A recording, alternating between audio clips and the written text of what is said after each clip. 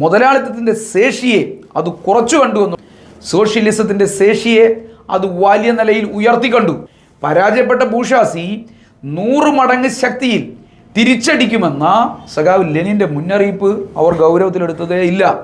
ഇതെല്ലാം തെറ്റായ നിഗമനങ്ങൾക്ക് ലോകത്തെ തന്നെ സോഷ്യലിസ്റ്റ് ചേരിയെ എത്തിക്കുകയായിരുന്നു.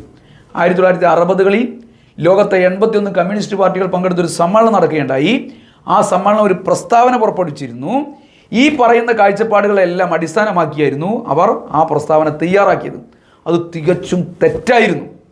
അന്നത്തെ ലോക സാഹചര്യങ്ങളെ വിലയിരുത്തുന്നതിൽ ഗുരുതരമായ തെറ്റായിരുന്നു ലോക സോഷ്യലിസ്റ്റ് പ്രസ്ഥാനത്തിന് അന്ന് സംഭവിച്ചത് എന്നുള്ളത് ലോകം സാക്ഷ്യപ്പെടുത്തുകയാണ്, ചരിത്രം സാക്ഷ്യപ്പെടുത്തുകയാണ്.